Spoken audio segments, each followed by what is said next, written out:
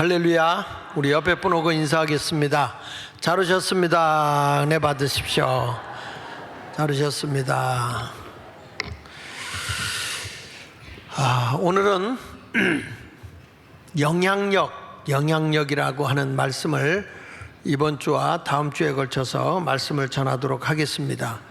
이 영향력이라고 하는 것은 다른 사람에게 어떤 말이나 또 어떤 것을 선택할 때 또 그 사람의 행동가짐, 그 사람의 성격까지도 이렇게 영향을 미치는 그런 힘을 영향력이라고 얘기를 합니다. 그래서 이 영향력을 행사하는 사람들을 보면 선한 영향력을 끼치는 사람이 있고 악한 영향력을 끼치는 사람들이 있습니다. 사람이 살아가면서 가정에서도 보면 좋은 아버지로서의 영향, 좋은 엄마로서의 영향력을 행사하는 데가 있는가 하면 좋은 아버지나 좋은 엄마가 되지 못하고 나쁜 영향력을 행사하는, 그래서 아이들이 성격이 삐뚤어지고 잘못되게 하는 경우가 많습니다. 그러니까 우리 사람들과 관계 속에서 그 많은 영향을 미치게 하는데, 그 영향을 미쳐서 사람을 내가 이끌고 갈 수 있다면 그 사람은 분명히 지도자입니다. 리더십이 있는 지도자라는 거죠. 근데 여러분 보십시오. 깡패 오야봉도 리더십이 있습니다. 대단합니다, 그 리더십이. 그런데 좋은 리더십을 가져야, 좋은 영향력을 행사해야 되는데 나쁜 영향력을 행사하니까 문제라는 거예요. 그러니까 이 나라의 지도자를 뽑을 때도 좋은 영향력을 행사하는 사람을 뽑아야 되는데, 지금 우리나라의 그 정치의 지도자를 뽑는 데 보면 범법자들이 날치고 설치는 그런 모습의 영향력을 행사하다 보면 요즘에 애들한테 그런데요.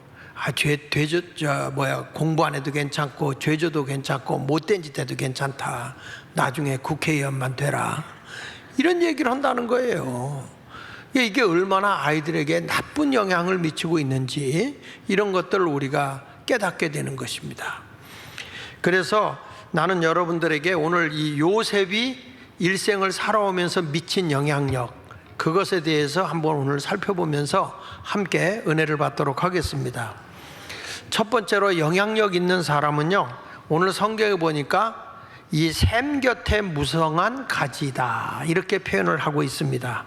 그러니까 샘 곁에 무성한 가지, 그러니까 이 나무는 이 흉년하고 상관없어요. 샘 곁에 이 나무가 자라니까 이 나무가 무성하게 자라서 그 담장 안에 있는 나무가 아니라 담장을 넘어서는 가지가 된다라는 말씀을 하고 있거든요. 그러니까 여러분, 우리가 영향력 있는 사람은 생수와 같아서 주변 사람들에게 즐거움도 주고 주변 사람들에게 꿈도 주고 열정도 심어줘요. 어떤 사람을 만나서 그 사람을 완전히 그 어떤 즐거움도 뺏어가게 되고 꿈도 뺏어가게 되고, 그래서 결국에 절망 속에 살게 되는 그런 나쁜 영향력을 미쳐서는 안 되잖아요. 그런데 오늘 요셉이라는 사람은 마치 샘 곁에서 자라는 나무가 무성한 가지가 되어져서 담장을 넘는 것과 같다고 말씀을 하고 있는 것입니다. 그러니까 여기 보면 성경 말씀 보십시오. 창세기 49장 22절에 보면 요셉은 이렇게 말해요. 요셉은 무성한 가지, 곧 샘 곁에 무성한 가지라. 그 가지가 담을 넘었도다, 이렇게 말씀을 하고 있어요. 그러면 샘 곁에 무성한 가지가 담을 넘었다는 것은 무엇입니까? 그것은 작게 사는 인생이 아니에요. 이것저것 다니면서 많은 영향력을 행사해서 사람들에게 알려지는 거죠. 여기 무성한 가지가 담을 넘는 축복, 이건 뭐냐? 자신이 내가 살고 있는 가정을 넘어서, 내가 살고 있는 지역을 넘어서, 내가 살고 나와 관계를 갖고 있는 사람들의 그 그룹을 넘어서 이것이 나라에 또는 세계에 영향을 행사할 수 있는 그런 사람이 되어 있는 것을 영향력 있는 사람이라 그런단 말이에요. 그러니까 요셉이라는 사람은 가정에서 아버지에게 사랑을 받고 그 영향을 있다가 형들에게 미움을 받아서 보디발의 가정으로 가게 되고, 그리고 그는 나중에 가서 애굽의 총리까지 되어져서 다른 나라에까지 크게 가지가 이렇게 뻗어나가고 자기 민족까지도 부양하게 되는 그런 큰 사람이 되거든요. 영향력이라는 그런 거예요. 지금 우리 교회도 보니까 일부 예배를 딱 드리고 나면은 사람들이 일부 예배 보는 것을 많은 세계에서 보더라고 이제는. 그래가지고 일부 예배 보는 게 1000명이 넘고 이렇게 보는데, 거기에 댓글 달린 걸 보니까 인도네시아에서 보는 사람, 또 태국에서도 보는 사람, 미국에서 보는 사람, 이런 사람들이 댓글이 다 달려요. 이것은 무슨 얘기냐면 그만큼 우리 교회에 대해서 세계가 관심을 갖는 거예요. 그건 뭐냐면 우리 교회만 갇혀 있는 게 아니고 담장을 넘고 있다, 이렇게 보고 있으면 되는 것입니다. 그래서 요셉이라고 하는 사람이 이렇게 애굽의 총리까지 되도록 다른 사람에게 많은 영향력을 행사할 수 있는 사람이 된 것은 그가 무성한 가지가 되었기 때문이라고 말씀하고 있는 거죠. 여러분들도 요셉과 같이 하나님과 동행하는 사람이 되면 하나님이 그에게 힘을 주고 능력을 주어서 영향력 있는 사람이 되는 줄로 믿습니다.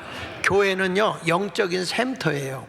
여러분들이 교회에서 이렇게 딱 신앙에 영적으로 이게 딱 자리를 잡고 가면 쭉쭉쭉쭉 자라요. 이게 자라가지고 가지가 막 뻗어나가는데 이렇게 갇혀있는 가지가 아니라 무성한 가지가 되어져서 남의 담을 넘어가 세계화까지 뻗어간다는 거예요. 그런 영향력 있는 사람이 다 여러분이 되고 여러분의 자녀가 되기를 축원합니다. 그런데 여기 에레미야 2장 13절에 보면요, 이런 말씀이 나옵니다. 내 백성이 두 가지 악을 행했다. 이스라엘 백성들이 두 가지 악을 행했다. 이건 우리에게 주는 말씀이에요. 첫째가 뭐냐면 그들이 생수의 근원되는 나를 버렸다.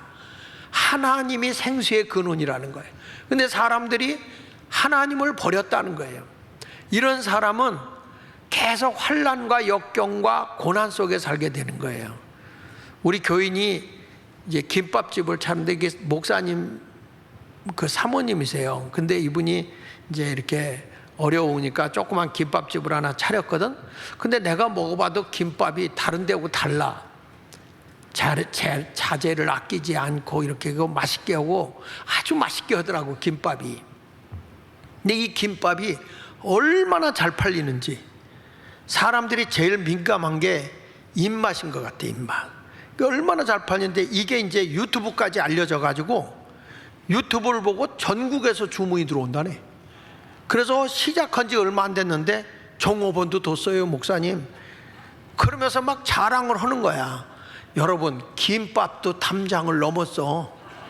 김밥집도 담장을 넘어서 이렇게 전체적으로 이렇게 알려지는 거예요.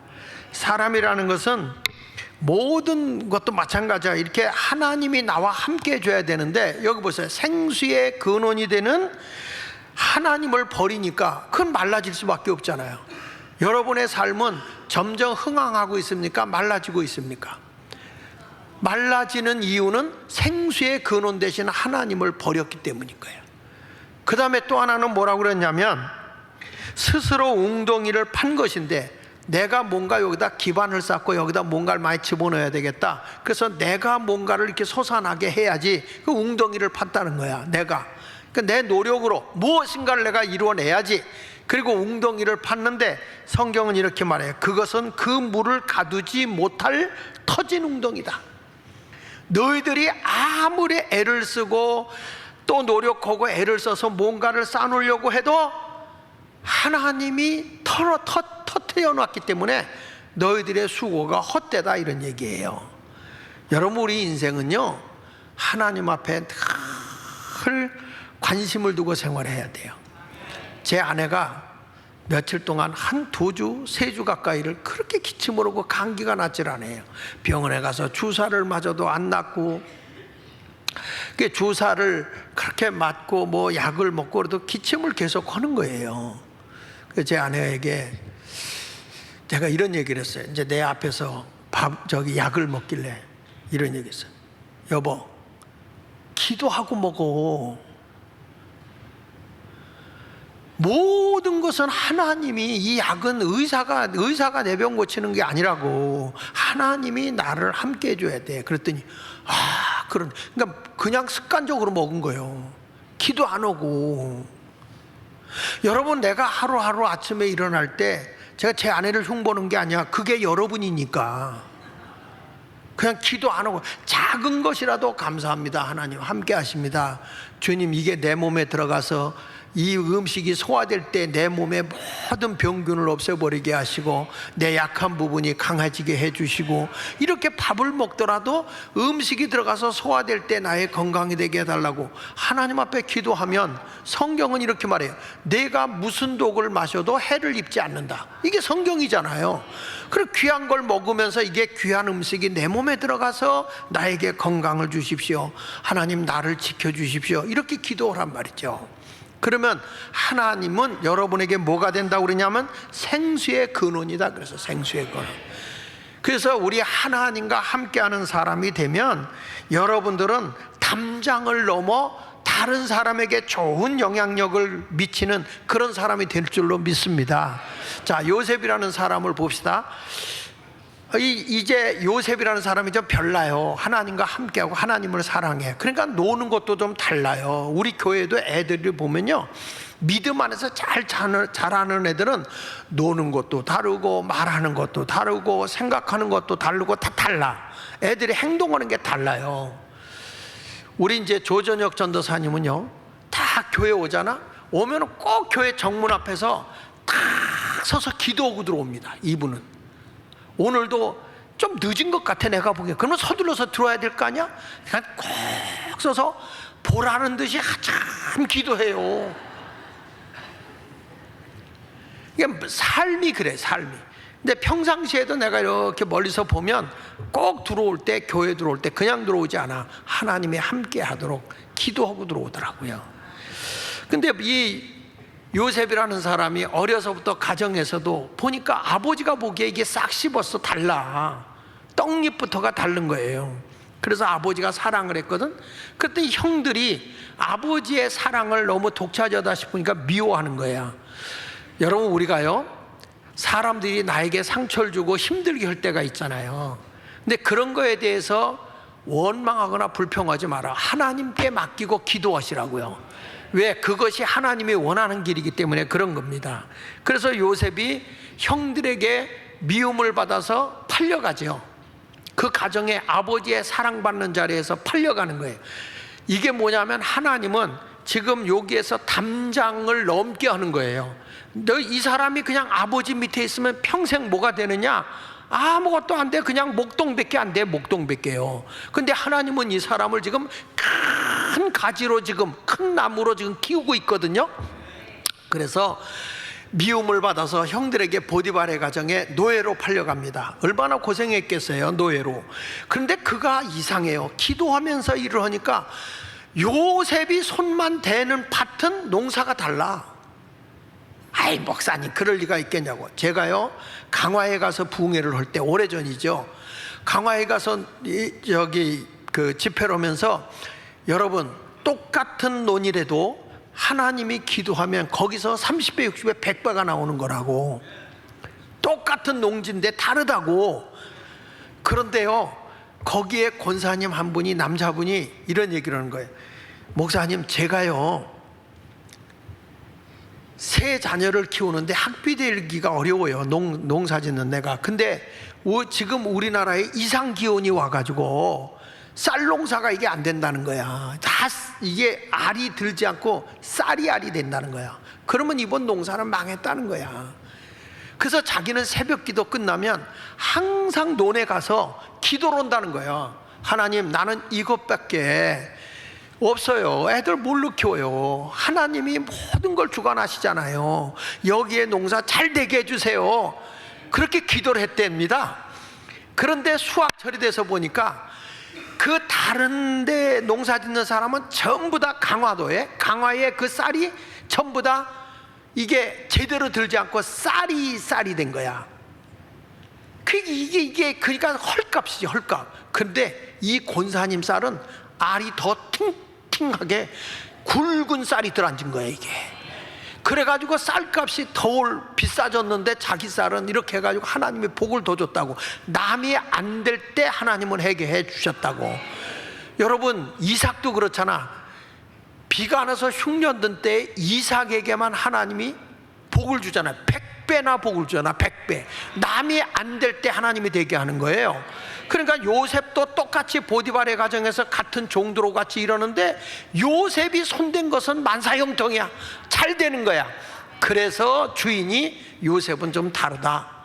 그래가지고 모든 가정 살림을 네가 책임져라. 그래가지고 보디발이 가정 총리로 요셉을 임명해요. 보세요. 자기 집에서 목동이라 하던 사람이 그 애굽에서 큰 관직에 있는 부유한 집에 모든 재산을 관리하는 자로 바뀌어졌어요. 이것이 하나님의 은혜예요.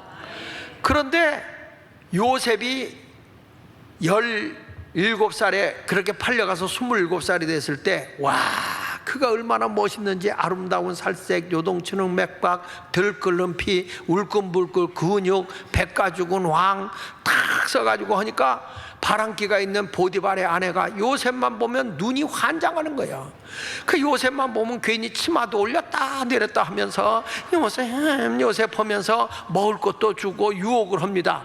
그러니까 요셉이 보디발의 아내한테 하는 얘기가, 내가 하나님께 죄를 범할 수 없습니다. 하나님을 딱 대고 거절하죠. 근데 여자가 독을 품으면 5, 6월이라도 서리가 내리는 게 아니라 남자의 옷을 벗겨. 그래가지고 요셉의 옷을 벗겼어요.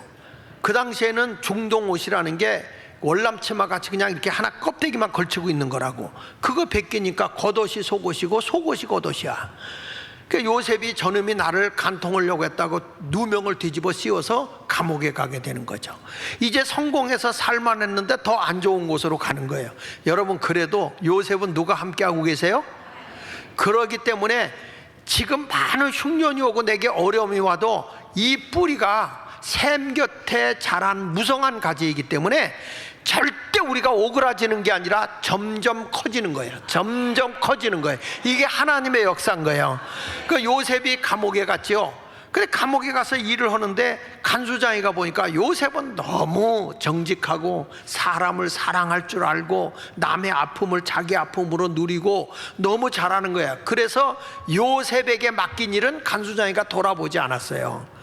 요셉이 늘 하나님과 함께하며 기도하고 있는데 그때에 거기에 정치범 둘이 들어왔어요. 대통령의 비서실장급 되는 음식을 관할하는 관원장, 음식관원장, 그 다음에 주류를 담당하고 있는 그 포도주를 담당하는 그 간수장이가 들어온 거예요. 지금으로 말하면 비서실장이에요. 둘이 딱 들어왔는데 그 당시에는 왕을 독살하는 일들이 많아서 음식이 들어오면 항상 이 독을 테스트 한단 말이에요. 독을 테스트 하는데 이 왕을 독살하려고 했던, 바로 왕을 독살하려고 했던 게 발견돼서 두 사람이 감옥에 온 거야. 그런데 두 사람이 어느 날 꿈을 꾼 거예요. 근데 이게 무슨 꿈인지 잊혀지질 않고 계속 떠오르는 거야. 그래서 두 사람이 고민하고 있는데 요셉이 지나가다가 얼굴을 보니 수심이 꽉 차 있는데 무슨 걱정거리가 있습니까? 이렇게 물어보니까 이 사람들이 내가 사실은 어젯밤에 이런 꿈을 꿨네.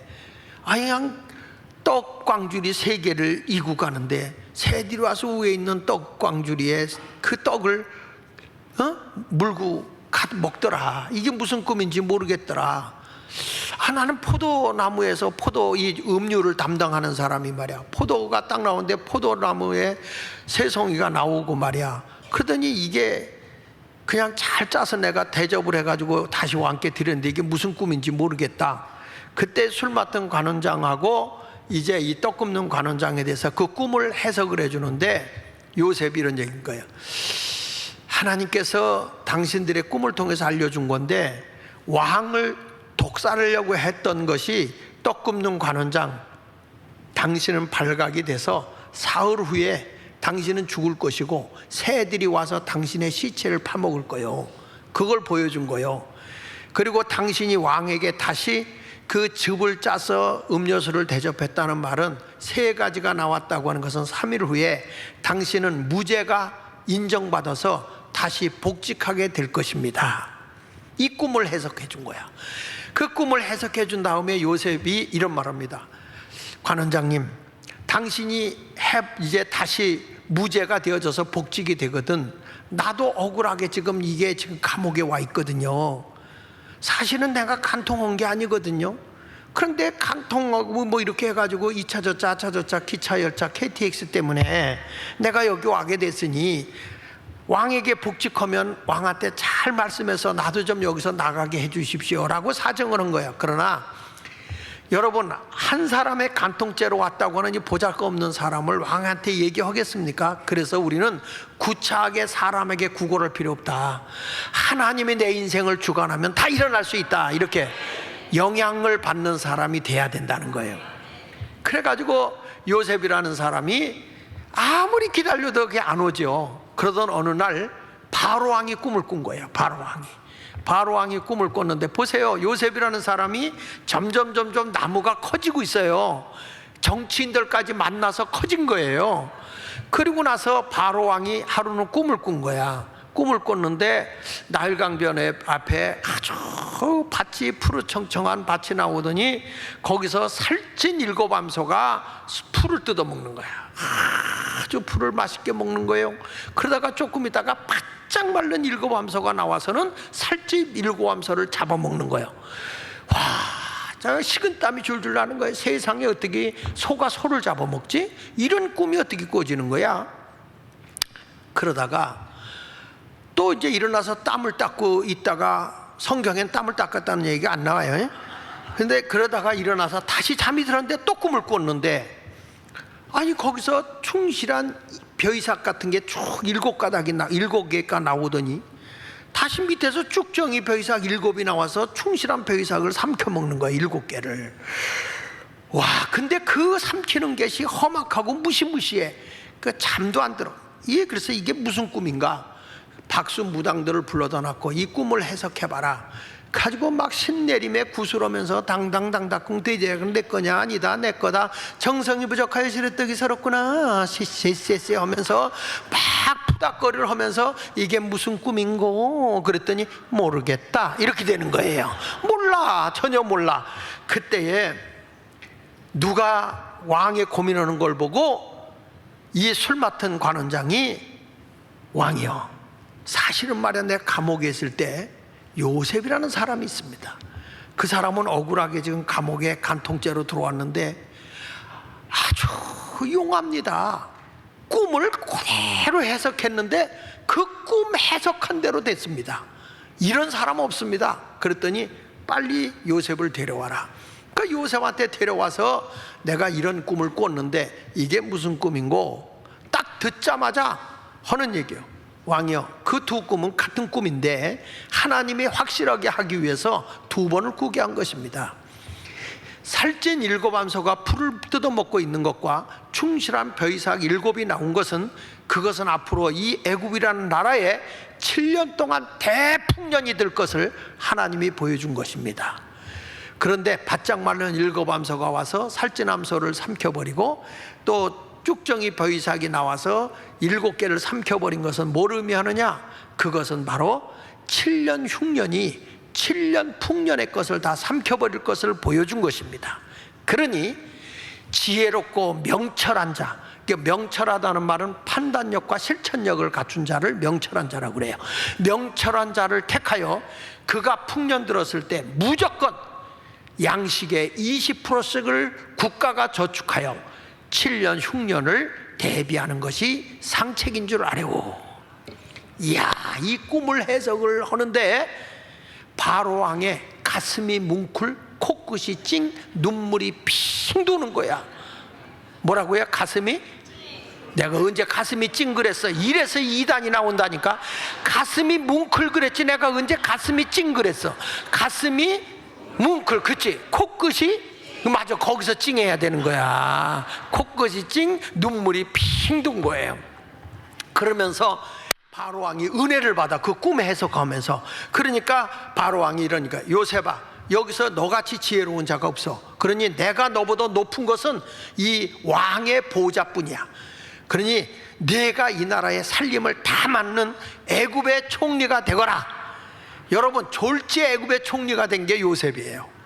여러분 보십시오. 일개 목동이, 그리고 보디발의 종이, 그리고 죄수였던 요셉이 간통죄로 감옥에 있던 죄수가 하루아침에 애굽의 총리가 됐어요.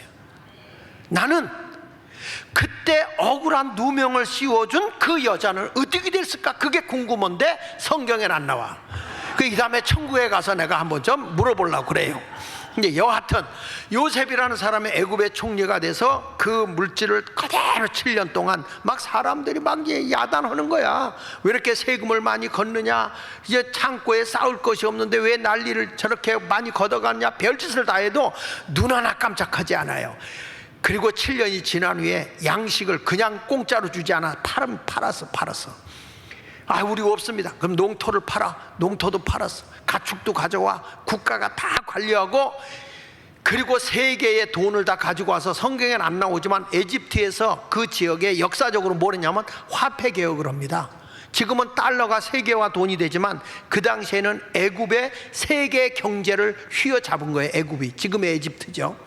이게 에집트 문명이요, 그게. 그러니까 여러분 보십시오. 한 사람이 영향력 행사가 세계화 되는 거예요.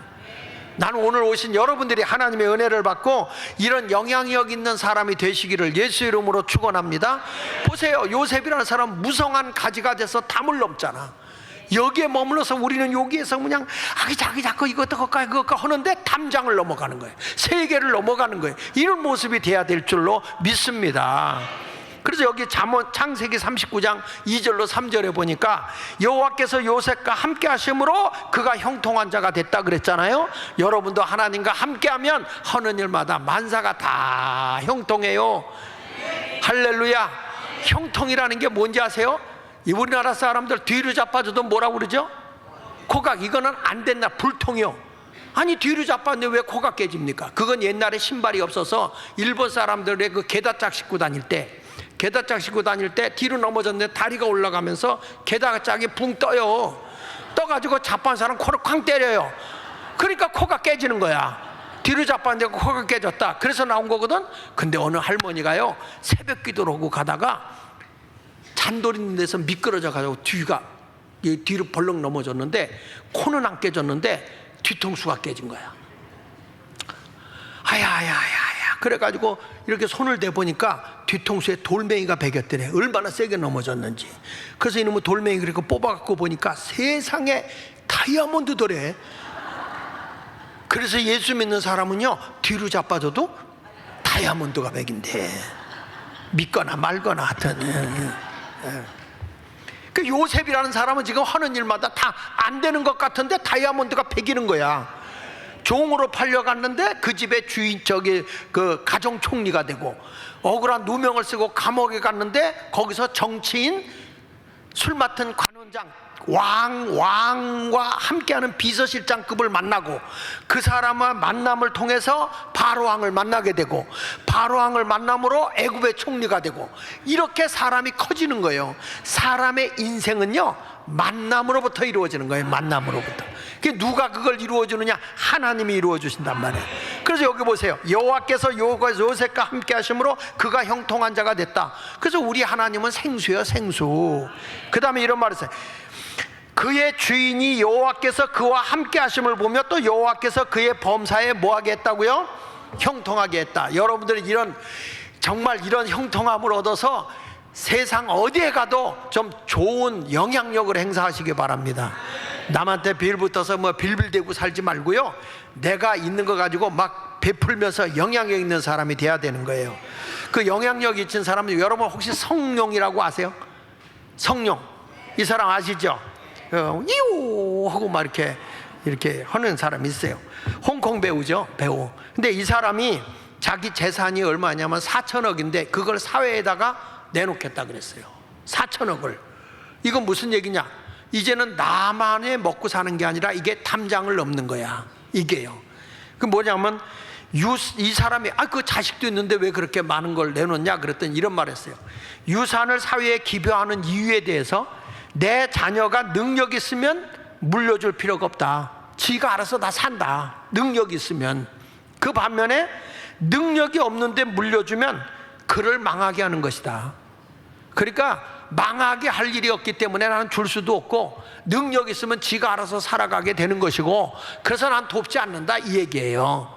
여러분, 얼마나 귀한 말씀이야. 이 사람이 이런 선한 영향력을 행사하는 거예요. 4천억을. 그리고 페이스북 마크 저커버그는 그가 이 페이스북으로 모은 돈이 미국 돈으로 450억 달러거든요. 우리나라 돈으로 환산하니까 52조야. 52조를 이 저커버그는 다 사회에다 환원을 해요. 이게 뭐냐? 나만을 가지고 있는 게 아니라 이 세상에 영향력을 행사하는 사람이 되겠다, 이런 얘기를 하는 겁니다. 우리들은 이런 얘기예요. 야, 공부 열심히 해라. 공부 안 하면, 야, 공부하면 남 주냐? 너에게 유익이 되지. 나는 여러분에게 말씀해요. 공부해서 남 주자. 공부해서 남 줘야 돼. 공부해서 내가 돈도 벌고 공부해서 많은 걸 얻은 다음에 남에게 베풀고 살아야 돼요. 이거에 대해서 예수님은 이렇게 말씀해요. 요한복음 6장 53절에 있는 말씀에 보면 53절 54절에 이런 말이 옵니다. 예수께서 이르시되 내가 진실로 진실로 너희에게 이른다. 진실로 진실로라는 말은 아멘 아멘이란 뜻이에요. 아멘 아멘으로 내가 너희에게 권면하는데, 인자의 살, 예수님의 살을 먹지 아니하고 인자의 피를 마시지 아니하면 너희 속에 생명이 없다, 구원이 없다는 거예요. 예수님의 살과 피를 먹어야 생명이 있는 거다. 거기 54절에 보니까 같이 읽어볼게요. 시작. 내 살을 먹고 내 피를 마시는 자는 영생을 가졌고 마지막 날에 내가 그를 다시 살리라. 이게 무슨 말이냐 하면요, 영향력 있는 사람이 되기 위해서 지금 하시는 말씀인데, 예수님은 하나님이, 영이신 하나님이 육의 옷을 입고 이 땅에 오셨어요. 여러분, 우리가 이게 선진국으로 살다가 미개한 나라 가면 편안해요, 불편해요? 엄청 불편합니다. 지금 대한민국은요, 세계에서 가장 깨끗하고 잘 사는 나라예요. 프랑스 사람이요, 한국에 그 여행 왔다가 놀래서 기절 몇 번 했대잖아. 지하철이 이렇게 깨끗한 거 처음 보고, 지하철 안에 어떻게 저 사람들이 책을 거기서 빌려서 다음 역전에다 놓고 가고, 어떻게 이런 일이 일어나냐는 거예요. 이 프랑스에는 지하철이 화장실이 깨끗하지 않아. 화장실이 없어가지고 아무데나 오줌 넣어서 그렇게 찌렁내가 난다는 거예요. 그리고 이 프랑스의 사람들은요, 왜 향수가 발달한지 아세요? 물이 석회석이 많아서 머리 감기가 참 거북해요. 그러니까 머리를 안 감고 향만 딜이 발라놔가지고 그냥 더덕더덕 하는 거예요. 그러니 그 냄새가 얼마나 안 좋아. 그러니까 여러분, 대한민국에 와보면 도덕적으로나 모든 문화적으로나 참 한국이 대단히 살기 좋은 게, 제가 이번에 강원도에 가서 새벽에 일어나가지고 이렇게 산책을 하는데, 이렇게 산책을 이렇게 걷는데 얼마나 우리나라가 이 산에도 잘 해놨냐면, 나무 목조 조그만 걸로 타닥타닥 이렇게 해가지고 걸어가는 길목을 편안하게 걸어가게 다 해놨어, 산 꼭대기까지. 이야, 그래서 내가 걸어가면서 이런 얘기했어요. 진짜 한국 부자 됐다. 이제는 이렇게 습속을 걸어가는 것도 나무로도 다 해놔가지고 이렇게 받쳐놨으니, 야, 여러분, 대한민국 진짜 세계에서 이렇게 선진국 된 나라가 없어요.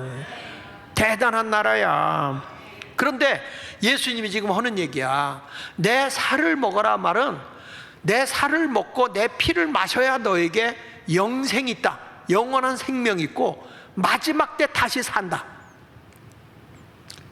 이게 뭐냐면 부활한다는 거 아닙니까? 이걸 얘기하는 거예요. 예수님이 이 세상에서 우리의 허물과 죄를 다 사해주기 위해서 십자가에 못 박혀 죽기까지 하면서, 예수님이 채찍에 맞아 살조각이 떨어져 가면서 우리의 질고를 담당해 주셨어요. 그리고 예수의 피로 우리의 죄를 다 사해 주셨어요. 이건 뭐냐? 너희도 이 세상에서 희생과 나눔, 헌신, 섬김의 삶이 있어야 구원받은 거다, 그 얘기야.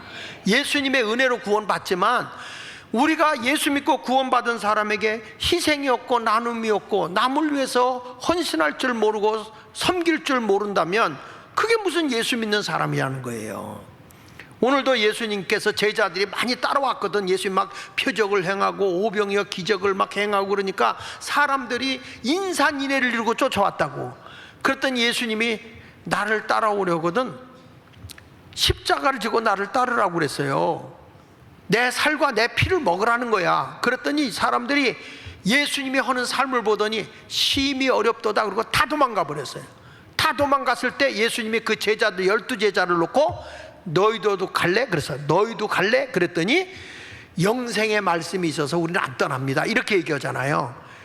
여러분, 우리가 예수를 믿는다고 하는 것은 나눔과 섬김과 희생, 이것이 우리들 속에 있어야 그게 구원받은 자의 삶인 거예요. 우리가 남북 통일을 한다? 그냥 됩니까? 우리의 성도들의 그 경제적 부흥이 주어졌을 때 나눔으로 이루어지는 거야. 베품으로 이루어지는 거예요. 그거 안 주어지면 안 되는 것입니다. 오늘도 예수님께서 우리에게 분명하게 영향력 있는 사람이 되기 위해서 내 살과 내 피를 먹고 마셔라, 예수님과 같이 희생해라, 낮아져라, 누구든지 으뜸이 되고자 하면 종이 되어 섬겨라, 주님의 말씀대로 살아야 할 줄로 믿습니다. 우리나라에 여러분 이렇게 크게 우리나라가 잘 산 이유를 제가 얘기하면, 이승만 대통령이 우리나라가 바로 되기 위해서는, 그거 보세요. 우리나라가 조선 왕조시대가 있을 때만 해도 양반 천민이 나라를 지배하고 있었고, 양반 천민. 그 다음에 뭐냐면 지주, 땅을 가지고 있는 사람들이 없는 사람들을 소작인으로 데리고서 막 어렵게 살았잖아요. 근데 이것을 나라를 건국하면서 1948년 8월 10일 나라를 건국하면서 제일 먼저 그게 한 거냐면, 이 국민을 깨울 수 있는 것은 예수님의 살과 피를 먹게 하는 기독교 종교가 있어야 되고, 종교의 정신으로 백성을 섬겨야 된다 이거야. 두 번째는 뭐냐? 배워야 된다 이거야. 양반만 배워서 안 되고 교육이 있어야 된다. 그래서 이승만 대통령이 제일 먼저 한 것은 교육을 통해서 백성을 깨우치는 거였어요. 나라가 잘 되려면 한 사람 한 사람 백성이 깨우쳐야 하고, 백성을 깨우치려면 교육을 시켜야 한다. 이승만 대통령은 기독교 교육을 통해 국민들이 각성해야 독립민주공화국을 수립할 수 있다고 주장했다. 그러니까 이분은, 여러분 보세요. 1952년도에 우리나라 이제 6.25 끝난 뒤에 1952년도에 뭘 언제 아십니까? 이분이 국가의 초등학교, 국민학교죠. 그 당시에 국민학교 의무교육을 했어요. 의무교육. 그 당시에 여자들은 공부도 안 하게 했던 시대예요. 남존 여비 사상이 굉장히 엄할 때잖아요. 그런데 남자 여자를 구분하고 공부해야 된다, 의무교육을 시킨 거예요. 이때 여러분, 이승만 대통령이 의무교육을 위해서 나라를, 부강한 나라를 세우기 위해서 국방비를 얼마 썼느냐? 51%를 썼어. 거기다가 나라 교육을 위해서 학교를 세우고 하는데 그 돈을 얼마 썼냐? 제가 보니까 17%를 써. 10% 이상 17%를 써요. 이렇게 해가지고 백성들을 다 깨우치는 역할을 했더니 1948년부터 공부를 시작을 시켜서 완전히 의무교육의 1952년도에 의무교육까지 돌아서서 났는데, 1959년도에 88%의 문맹률이, 1948년도에 글 모르는 사람이 100명이면 88명이 글을 몰라. 그런데 이 중에서 11년이 딱 지나고 나니까 1959년이 되니까 100명이면 4명만 글을 모르는 거예요. 이렇게 한국의 교육혁명을 일으킨 사람이 누구냐? 이분이 바로 이승만 대통령이요. 이때 의무교육을 위해서 학교에 들어간 사람이 96%라고 그랬어요. 우리나라가. 여러분, 대한민국이 이렇게 잘 살게 된 거는 그 한 지도자의 영향력, 국민을 교육시켜야 된다는 것. 그래가지고 이 교육된 사람을 통해서 박정희 대통령이 뭘 했느냐? 한강에 기적을 일으킨 거예요. 여러분, 이 이승만이 얼마나 대단한 사람이냐면, 하도 사람들이 이승만이 뭐 독재다 부정이다 이렇게 부정적으로 얘기하지만, 이 한 사람은 대한민국에서는 없어서는 안 될 사람이야. 왜 그러냐 보면, 이승만 대통령은요 6.25 전쟁이 났잖아. 우리가 막 쫓겨내려가서 낙동강까지 밀려나가고 있을 때, 그때 고등학생들이 막 나가서 학도병들이 가 싸우고 그랬는데, 이때의 교육에 있어서 인재를 우리가 보호해야 된다. 인재 보호 정책을 만들어요. 이분이 인재 보호 정책을 만들어서 대학생들은 군 복무 면제, 이렇게 된 거야. 여러분, 이게 말이 됩니까? 전쟁이 나서 막 고등학생들은 죽어 나가고 있는데 어떻게 대학생들은 군 복무 면제를 하냐? 그 이유는, 만약에 전쟁이 끝났을 때 이 나라의 인재를 불러다 써야 되는데, 젊은 대학생들이 다 죽으면 누가 이 나라를 세울 거냐? 여러분, 전쟁 후의 세계를 보고 있는 사람이 이승만이라는 사람이야. 그래서 이러한 교육혁명으로 길러낸 고급 인재들을 통해서 박정희 대통령이 한국에 기적을 일으킨 겁니다. 지금 2차 대전 이후에 새로 생긴 신생국가가 144개 국가입니다. 144개의 신생국가가 144개의 신생국가인데, 이 신생국가들 중에서 후진국에서 중진국을 거쳐서 선진국이 된 나라가 몇 개나 될 것 같아요? 몇 개 나라가 될 것 같아요? 144개 나라 중에서 대한민국 하나밖에 없어요. 다 못 일어났어요. 그 이유는 어디에 있느냐? 기독교의 정신과 함께 교육의 혁명을 일으켰다 이거야. 그게 여러분, 지도자의 미래를 내다보는 지도자라는 거야. 근시안적으로 맨날 싸우게 됩니까? 여러분, 여기 보십시오. 6.25 때 넘겨서 보시면요, 과학자와 기술자를 키워내기 위해서 이런 사람들 미국으로 보내요. 왜냐하면 이분은 하버드대를 공부하고 프린스턴 대학을 공부하고 그랬잖아요. 근데 이분이 어마어마하게, 이분이 예일대하고 프린스턴 대학을 공부했는데, 이 공부를 한 이분이, 이승만이 뭐냐면, 이 사람들이 가서 인재를 키워갖고 선진기술을 배워갖고 와야 대한민국을 일으킬 거 아니냐.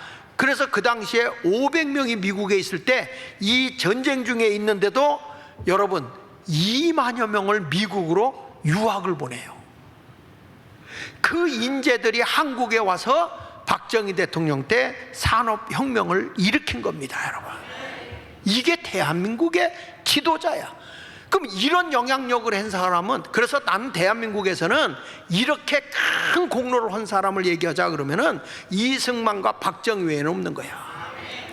뭐라고 욕하고 뭐라고 그래도 실질적으로 대한민국을 이렇게 미래를 내다본 사람이 누가 있냔 말이야. 예? 영국 사회도요, 존 웨슬리라는 사람이 있잖아요. 사람들이 막 이 나라가 산업화가 일어나면서 프리탄이라고 하는 청교도들도 있지만은, 유그노시라고는 프랑스에서 막 예수쟁이들, 신학문과 신기술을 가지고 있는 예수쟁이들을 죽이잖아요. 그 죽이니까 그들이 다 이민 와가지고 영국에 왔다고. 영국에 온 그 유그노들이 신학문을 가지고 있는 사람들이 기독교인들이에요.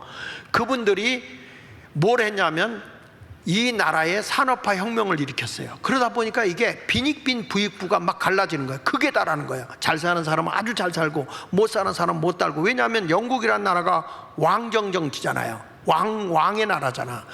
그러다 보니까 이 나라가 권력의 힘에 의해서 잘 사는 사람은 아주 잘 살고, 못 사는 사람은 아주 못 사는 거야.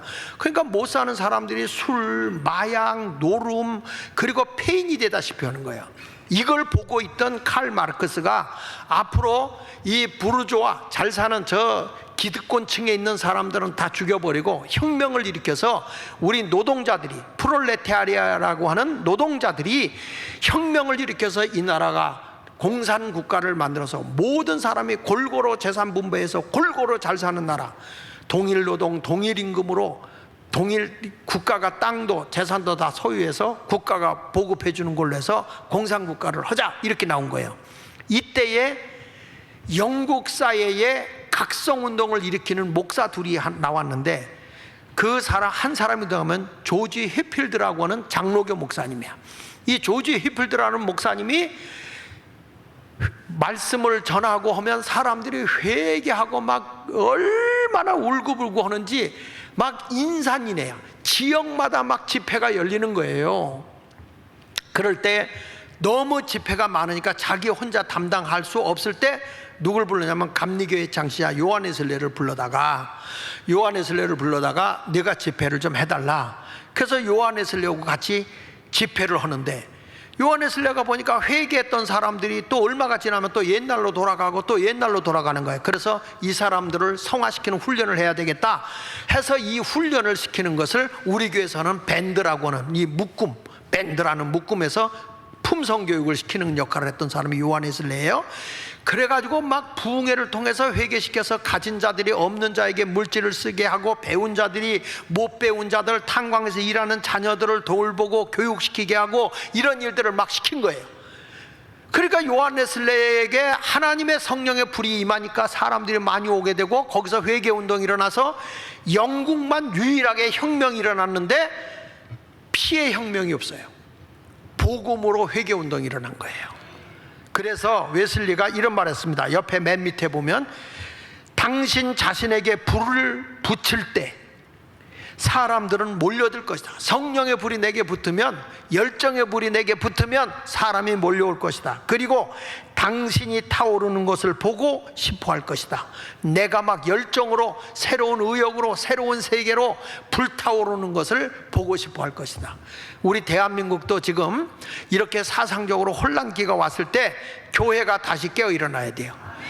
저는 광화문에 가서 소리치고 외치는 것만 가지고 안 되고, 이제는 회개운동이 일어나야 되고, 복음의 부흥운동이 일어나서 각성운동이 일어나야 돼. 국민의 도덕성과 그리고 윤리를 깨우치지 않으면 대한민국은 내일이 없는 거예요. 여러분, 영국 사회가 이런 일이 일어날 수 있었던 것은 다른 거 없어요. 바로 하나님의 강력한 회개운동이었어요. 회개운동. 이러한 영적인 지도자들이 대한민국을 세우는 것입니다. 이번에 윤석열 대통령이 이런 얘기를 했다고 누가 전화를 오더라고요. 무슨 얘기냐면, 앞으로 나는 대한민국의 종교 지도자들과 함께 대한민국을 바로 세우겠다, 이런 얘기를 했다는 거예요. 대통령이. 이거는 굉장히 이승만의 정신을 이분이 깨닫는 것 같아요. 대한민국의 도덕성과 윤리가 다시 일어나야 돼. 그래야 여러분, 포괄적 차별금지법이라든지 무슨 그 동성애법 같은 거, 사상애법 뿐만 아니라 이제 이 나라에 여러 가지 그 있을 수 없는 그런 잘못된 도덕을 다, 지금 이 나라가 완전 무너졌어요. 정치인들 때문에. 이것이 다시 한번 회개운동으로 일어나야 되거든요. 이 책임이 누구에게 있느냐? 저를 비롯해서 종교 지도자들에게 문제가 있는 거야. 국민의 정신과 의식을 깨우쳐줘야 되기 때문에 그렇습니다. 그래서 오늘도 창세기 39장 2절 3절에 여호와께서 요셉과 함께 하심으로 그가 형통한 자가 되고 그 주인의 애굽 사람의 집에 있고 그의 주인이 여호와께서 그와 함께 하심을 보며 또 여호와께서 그의 범사에 형통하게 하셨다는 것처럼, 여러분들도 이제는 주님과 함께함으로 희망을 가지고 승리의 삶을 살아가시기를 축원합니다. 23절에 보니까 이런 말이 나와요. 이 간수장은 그의 손에 맡긴 것을 무엇인 살펴보지 아니했다? 그 요셉이라는 사람이 점점 이렇게 폭이 넓어지는 걸 얘기하는 거예요. 영향력 있는 사람이 되어지는 거예요. 요셉과 보디발의 가정에서도 함께했고, 간수장에서도 요셉에게 하나님이 함께함으로 그가 형통한 자가 되었다 그랬습니다. 다시 말씀합니다. 여기 예레미야 2장 13절, 두 가지 죄가 뭐냐? 생수의 근원이신 하나님을 버리면 돼야 안 돼요. 하나님을 꼭 의지하고 기도하십시오. 여러분, 어떤 일을 시작할 때 기도하면 절대 실패하지 않아. 하나님이 좋게 해주시는 거예요. 하나님 없이 하니까 망하는 거야. 하나님을 으뜸으로 내세우고 하면 되는 거예요. 여러분이 아무리 웅덩이를 파도 터진 웅덩이에 불과할 뿐이다, 이 말이에요. 이제부터 하나님의 뜻대로 살아가는 영향 있는 사람이 되시길 원합니다. 따라오세요. 주여, 내가 샘 곁에 심겨진 나무입니다. 아멘입니까? 이런 사람은요, 두 번째 가서 뭐냐? 하나님만 믿으면 돼. 하나님만. 따라합시다. 하나님만 의지하자. 전능하신 하나님만 의지하면 하나님이 도와주신다, 이 말이에요. 여기 여기 보십시오. 49장 창세기 49장 23절 24절에 보니까 거기에 뭐라고 나오냐면, 요셉은 무성한 활 쏘는 자가 그를 학대하며 적개심을 가지고 그를 쏘았다, 이렇게 말하잖아요. 활 쏘는 자가 요셉을 해하려고 활을 쏜 거야. 요셉을 해하려고 형들이 활을 쐈어요. 보디발의 아내가 활을 쐈어요. 그렇지만 하나님은 그를 어땠냐? 적개심을 가지고 그를 막 쏘아대지만 24절 같이 읽어봅시다. 시작. 요셉의 활은 도리어 굳세며 그의 팔은 힘이 있으니 이는 야곱의 전능자 이스라엘의 반석인 목자의 손을 힘입음이라. 아무리 요셉을 해하려고 활을 쏘도 하나님이 요셉을 강하게 붙잡아 주기 때문에 요셉을 해하는 게 아니라 그 화살이 튀어나가서 오히려 쏜 사람에게 해를 입는 거예요. 여러분, 우리 모두 하나님만 의지하십시오. 하나님의 은혜를 가지고 소망을 가지고 살아가면 여러분은 절망할 필요가 없어요. 지금 내가 아무리 낙심이 돼도 거기서 낙심하는 건 불신앙이야. 나에게 샘 곁에 나무요, 나는 샘 곁에 나무, 마르지 않은 생수가 콸콸콸콸 흘러넘치는 나무로서 이 가지가 쭉쭉 뻗어서 담장을 넘어가고 있는 것을 믿어야 할 줄 믿습니다. 하나님을 의지하면 전능하신 하나님이 나와 함께 하세요. 그래서 우린 넘어졌다가도 일어나고 안 되는 것 같은데 일어나는 거예요. 오뚜기 아시죠? 오뚜기. 오뚜기는 넘겨져도 다시 일어나죠. 툭 쳐도 넘어갔다 일어나죠. 노래도 있어. 오뚝오뚝오뚝이라는 놈이 넘어질 듯 찔 듯 하다가 다시 일어난다는, 김상국이가 부른 노래 오뚝이라는 노래가 있어. 예? 찬송가는 못 외워도 그건 외워 나는. 예. 그러니까 우리 모두도 하나님을 붙잡으면 절대 망하지 않아요. 보세요. 창세기 49장 25절에 보면 내 아버지의 하나님께로 말미암나니 그가 너를 도우실 것이요, 너를 도우실 것이요. 하나님이 누굴 도우신다고요? 나를 도우신다고. 다시, 하나님이 누구 도우신다고? 나를. 그 다음에 전능자로 말미암나니 그가 내게 복을 주시는데, 전능하신 하나님이 여러분에게 복을 주시는데 위로 하늘의 복이 와. 위로부터 하나님이 막 복을 쏟아 부어줘요. 하늘의 복이. 또 아래로부터 샘의 복이 막 솟아올라. 땅으로부터 막 샘이 솟아올라요. 그 다음에 젖먹이는 복과 태의 복, 자손의 복이 막 넘쳐요. 우리 큰 인물들이 되는 역사가 있기를 축원합니다. 그래서 우리는요, 내가 하나님 없이 뭘 할 수 있다, 그거는 교만이야. 하나님을 의지하고 사는 게 겸손인 거예요.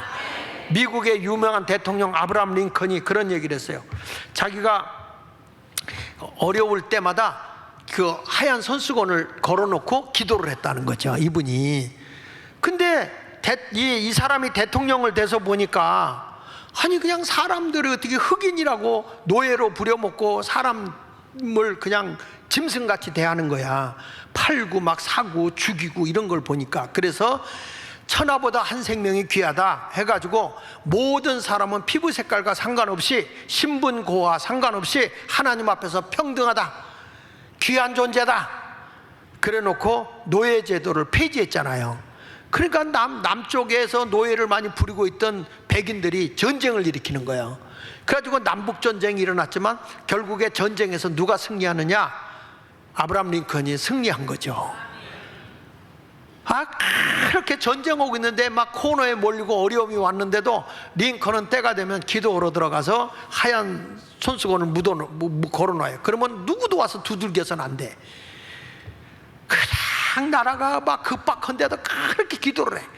그러고 나서 딱 나왔는데 씩 웃으면서 나와. 그러니까 밑에 있는 비서들이, 카카, 지금 울어도 현찬을 파네, 어떻게 웃으실 수가 있습니까? 그랬더니 그때 링컨이 한 얘기, 울지 못할 바에야 웃기라도 하세. 예? 사람이 그렇게 대범한 거예요. 결국에는 링컨이 승리하게 된 줄로 믿습니다. 여러분, 하나님을 굳건하게 의지하면 이런 변화가 일어나는 거예요. 그래서 요셉에게 하나님의 복이 막 오는 거죠. 여기 보세요. 창세기 49장 26절에 보면요, 내 아버지의 축복이 내 선조의 축복보다 나아서 영원한 산이 한없음 같이 이 축복이 요셉의 머리로 돌아오며 그 형제 중 뛰어난 자의 정수리로 돌아오리로다. 아버지가 축복한 것, 조상으로부터 흘러오는 모든 복이 요셉을 통해서 이루어질 거다. 여러분, 이렇게 축복의 통로가 되는 자가 되시기를 축원합니다. 그래서 저는요, 이 다른 나라 링컨이 그렇게 남북 노예제도를 없애고 막 이런 얘기를 했다고 하지만, 우리나라의 역대 대통령 가운데 이승만 대통령은 뭘 한지 아십니까? 우리나라에 농지개혁했죠? 농지개혁했죠? 농지개혁을 하니까 뭐가 없어진지 아시죠? 우리나라 왕정시대 때 그 지주와 소작인을 없앴고요, 양반과 천민을 없애버린 거야. 이 개혁을 한 겁니다. 그래서 이 대천덕 신부가 이런 얘기를 했어요. 왜 한국이 하나님의 크신 축복을 받는지 아는가? 왜 하나님의 큰 복이 대한민국에만, 144개 나라 중에 어떻게 한국만 선지국이 될 수 있고, 내가 우스개로 얘기하지만 사실 한국이요, 정말 잘 사는 나라예요. 제가 볼 때는 세계에서 가장 풍요롭게 행복하게 사는 나라가 대한민국이라니까. 세계 다녀보라고요. 한국은요, 손님이 와도 걱정이 없다니까. 미국은요, 갑자기 손님 오면 큰일 나, 먹을 게 없어요. 우리는요, 밥 하고 있는데 오잖아, 상관 안 해. 국 하나 더 뜰 수 있어요. 왜? 물만 조금 더 부고 소금 더 넣으면 돼요. 우리는요, 중국 놈들이 5,000년 역사 가운데 다 뺏어가서, 환양료도 됐죠, 다 뺏어가, 먹을 거 다 뺏어간 거예요. 우리나라에서 고기, 그 지들이 안 먹는 건 버리고 몸뚱아리 다 고기고 뭐고 다 가져간 거예요. 먹을 게 없어요, 우리는. 그러니까 중국 사람이 버리고 간 거 있잖아, 그거 가지고 우리는 밥을 해 먹는 거예요. 그래서 우리나라는 머리를 잘라버리고 하잖아. 그래, 머리고기가 생긴 거예요. 그리고 그들은 배를 갈아 창자 버리고 가잖아요. 내장탕이 생긴 거예요. 선짓국이 생기고 피 같은 거 다 버리고 가잖아요. 꼬리와 다리 버리고 가잖아. 그래서 우족탕, 꼬리곰탕 다, 우리는 그들이 못 먹고 다 버리고 가는 거, 이거 가지고 우리 먹었어요. 미국에서도요, 한국 사람들이, 미국은 뼈다귀를 버리거든요. 한국 사람이 가지고 뼈다귀 다 사가서 그거 우려가지고 탕을 해 먹는 바람에 지금은 팔아요. 우리는요, 다른 나라가 버리는 것 다 갖다 창의적으로 해 먹는 나라예요. 나중엔 먹다 먹을 게 없으니까 쓰레기를 갖다 먹는 거예요. 쓰레기를 먹는데 그 쓰레기라고 할 수 없으니까 시래기국, 야채 쓰레기를 버린 거잖아요. 그거 말려서 우거지국도 해 먹고 시래기국 해 먹잖아요. 대한민국 사람은요, 다 창의적이라니까. 그런데 여기 보세요. 6.25 전쟁 2달 전인 한국이 복받은 이후 1950년 4월에 토지개혁법을 발표되었는데, 이것이 바로 하나님의 법에 근거한 정책이었다. 이승만이가 토지개혁을 했는데, 여기 보세요. 열왕기상 4장 25절을 보면, 솔로몬이 사는 동안에 유다와 이스라엘 단에서부터 브엘사베리까지 각기 포도나무 아래와 무화과 나무 아래에서 평안히 살았더라 그랬잖아요. 각기. 우리나라는 그 전에 양반 밑에서 얹혀서 그냥 계속 오두막집에 사는 거예요. 그런데 이 성경에 보면 각기가 자기 땅에서 포도나무, 그 다음에 무화과나무 밑에서 자기 농사를 짓고 살잖아요. 자기 땅을 가지고 있는 거야. 이게 성경이야. 그 다음에 미가서 4장 4절에 보면 각 사람이 자기 포도나무 아래와 자기 무화과나무 아래에 앉을 것이라. 그들을 두렵게 할 자가 없으리니 이는 만군의 여호와의 입이 이같이 말씀했다. 너희들 땅에서 하나님이 주시는 복을 받으라, 이거예요. 그런데 보십시오. 이승만 대통령이, 넘겨서 보세요. 이승만 대통령이 이 양반과 상놈의 봉건제 타파를 뭘로 이루냐? 토지개혁을 한 거야. 이제는 땅은 누가 갖고 있느냐? 소장론들이 다 그 소장 죽어라 이러고 거기서 자기들 조금 얻어먹는 거잖아요. 그러니까 위에 있는 이 초막집에 사는 거는 소작인들, 소장농이야, 소장농. 농사 지어서 조금 주인이 주는 거 받아먹는 거예요. 밑에 이 농민은 부자, 양반이 살고 있는 거고, 밑에 대골집은요, 맨날 부채질을 하고 있고, 양반 배원 있고, 이렇게 이짓거리 하고, 담뱃대 물고, 곤봉대 물고, 그렇게 하고 살았잖아요. 이것을 타파한 사람이 누구냐? 이승만이야.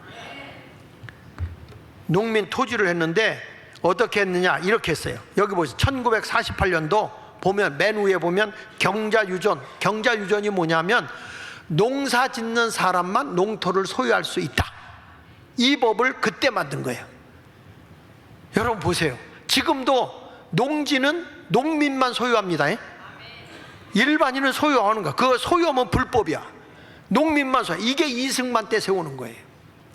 그래서 1948년 7월 17일 농지는 농민에게 분배하며 그 분배의 방법, 소유의 한도, 소유권의 내용과 한계는 법률로 정한다. 그래가지고 1949년 6월 21일 국회에서 통과를 해가지고 소작농에게 유상으로 분배하는데 소유 상한은 3,000헥타르로, 이게 그냥 9,000평이에요.